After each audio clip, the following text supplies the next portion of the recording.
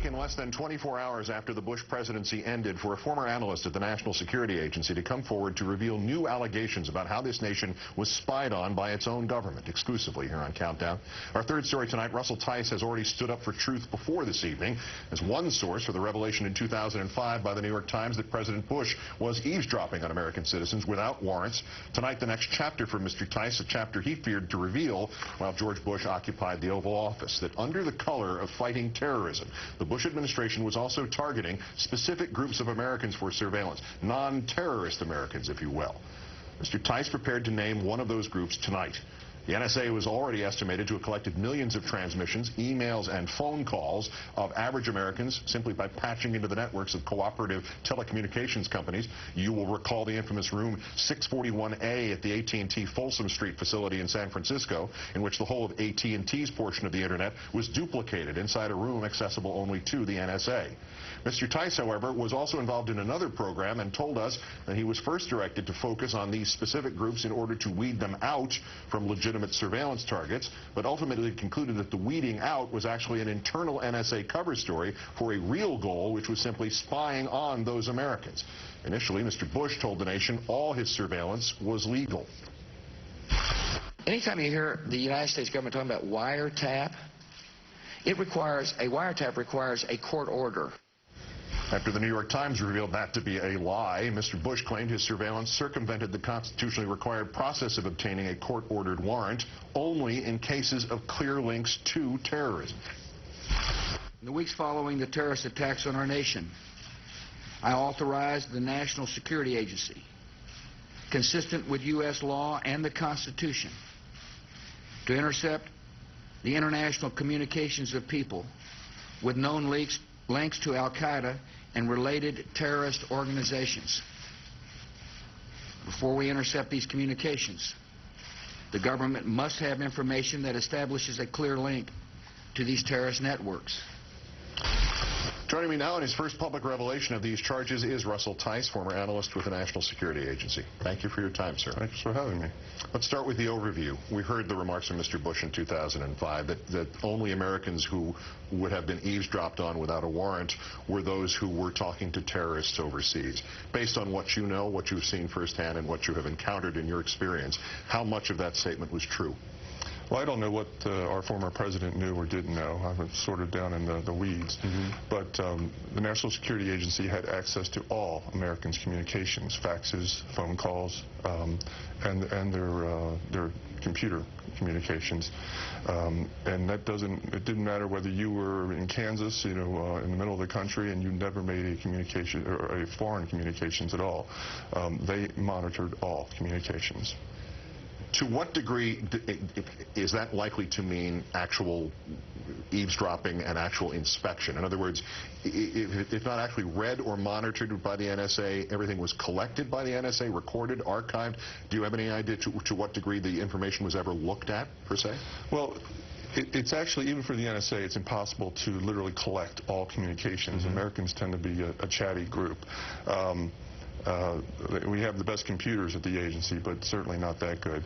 But what was done was a sort of an ability to look at the metadata, the signaling data for communications, and ferret that information to determine what communications would ultimately be collected.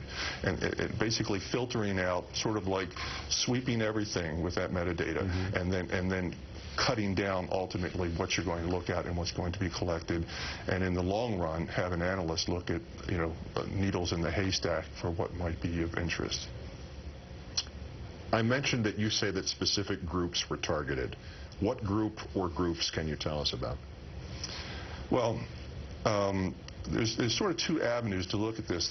What I just mentioned was sort of the low-tech, dragnet look at this. The things that I specifically were involved with were more on the high-tech side.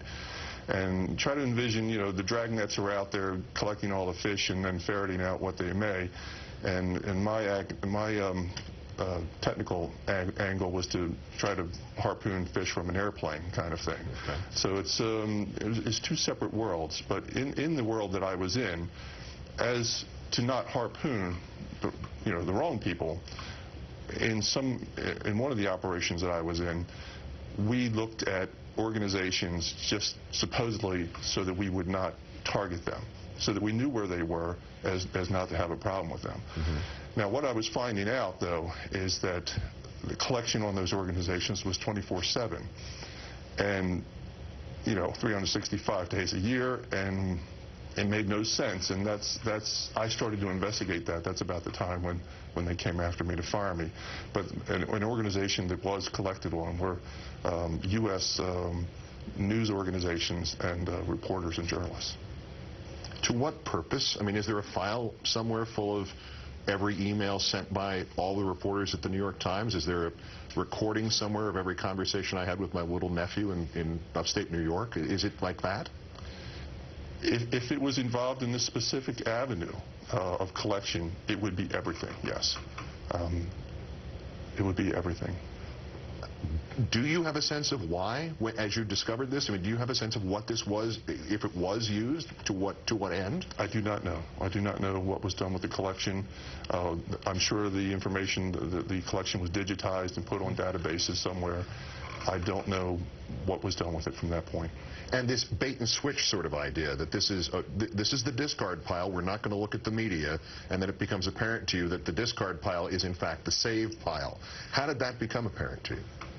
Well, as I was going for support for this particular organization, it sort of was dropped to me that, this is to 24/7, because I was saying, I need collection at this time, at this point for a window of time. And I would say, will we have the capability at this particular point, and positioning assets. And I was ultimately told, we don't have to worry about that because we've got it covered all the time. And that's when it clicked in my head, this is not something that's being done on a onesie basis, onesie-twosies. This is something that's happening all the time. In a broad sense, and I imagine this question could be asked 100 times with much more specificity, but what other kinds of information are you aware of that was collected by the NSA on ordinary Americans? On ordinary Americans, I don't know. The parameters that were set for how to filter that, now we're back to the low-tech side, were things like looking for parameters like if a terrorist normally would only make a phone call for 1 or 2 minutes, then you look for communications that are only 1 or 2 minutes long. Oh, okay. Now, that also could be someone ordering a pizza and asking their significant other what sort of toppings that they wanted on their pizza. That's about a 1 to 2 minute phone call. We mentioned this idea of the bait and switch of this is the discard, no it's not, this is actually the target. Can you explain the maneuver, another sort of bait and switch that was worked with the congressional committees that would have had to be asking questions about stuff exactly like this? Well, the agency would tailor some of their briefings to try to be deceptive for whether it be a congressional committee or someone who they really didn't want to know exactly what was going on. So there'd be a lot of bells and whistles in a briefing, and quite often the meat of the briefing was deceptive. One of the things that could be done was you could take something that was part of the Department of Defense, make it part of the intelligence community, and put a caveat to that, and make that whatever the intelligence community is doing for support will ultimately be given a different caveat. So when the defense committees on the Hill come calling, you say you can't look at that because that's an intelligence program. But when the intelligence program comes calling, you say you can't look at that because it's a Department of Defense program. So you basically have a little shell game that you're playing back and forth. It's brilliant in its simplicity. It's wonderful in its simplicity in a